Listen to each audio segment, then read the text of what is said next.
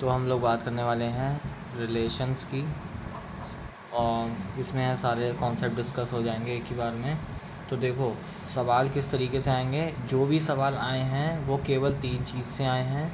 वो है एक रिफ्लेक्सिव है, एक तुम्हारा है सिमेट्रिक, और एक है ट्रांजिटिव।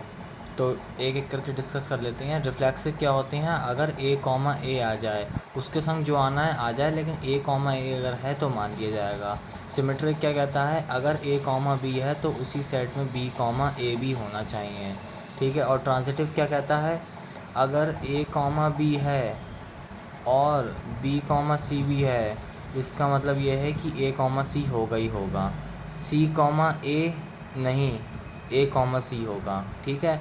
तो इस टाइप के सवाल आएंगे। तो जब भी ये कंडीशंस आएंगी तो हमें बस उन कंडीशंस में ए पुट करना है और उसको पलट देना है। जैसे कि एक हमारे पास सवाल आया था कि A is a relation in B such that, उसकी कंडीशन क्या थी, A B is greater than zero.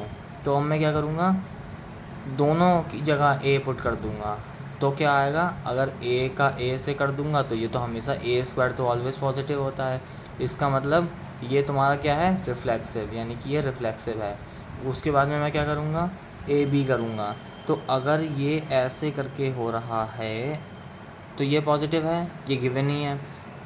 तो अगर मैं इसको ऐसे करके लिख दूंगा तो ये भी तो बात वही है, तो ये भी पॉजिटिव है। तो क्या हुआ, ए भी ले लिया, बी भी ले लिया, फिर बी ले लिया, फिर ए ले लिया, यानी कि ए कॉमा बी फिर बी कॉमा ए, वही करा, ए कॉमा बी और फिर बी कॉमा ए, ऐसे करके ले लिया। उसके बाद में तीसरी कंडीशन क्या आती है, मैंने अभी तक देख लिया है कि ए कॉमा बी है, ठीक है, तो बी कॉमा सी भी होगा ही होगा, ठीक है, बट ए कॉमा सी ना हो, ऐसी मुझे कंडीशन ढूंढनी है। तो ट्रांजिटिव में हम हमेशा इसका उल्टा करने की कोशिश करते हैं।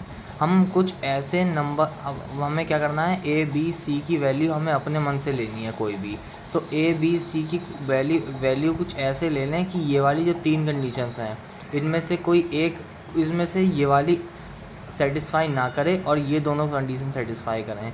तो ये कैसे हो सकता है, जब हम बी की वैल्यू को ज़ीरो ले लेंगे तब ये पॉसिबल है। तो क्या होगा, हम ए की वैल्यू को -1 ले लें, बी की वैल्यू 0 ले लें और सी की वैल्यू नेगेटिव के बदले इसको पॉजिटिव ले लें, तभी ये नेगेटिव आ जाएगा। कैसे आ जाएगा, देखो -1 की मल्टीप्लाई 0 से करोगे तो ये 0, कंडीशन सेटिस्फाई, ये वाली कंडीशन। अब अगर मैं क्या करूँगा, 0 की मल्टीप्लाई -1 से अगर मैं कर रहा हूँगा तो ये भी सेटिस्फाई हो जाएगी। और अगर मैं -1 की मल्टीप्लाई 1 से कर दूंगा तो ये कंडीशन सेटिस्फाई नहीं करेगी, इसका मतलब ये ट्रांजिटिव नहीं है। और अगर ट्रांजिटिव नहीं है, अगर ये तीनों होते हैं तो हम उसको बोलते हैं रिफ्लेक्सिव। और अगर इन तीनों में से कोई एक भी नहीं होगा तो वो रिफ्लेक्सिव नहीं होगा। और ऐसे ही सवाल आते हैं बहुत सारे।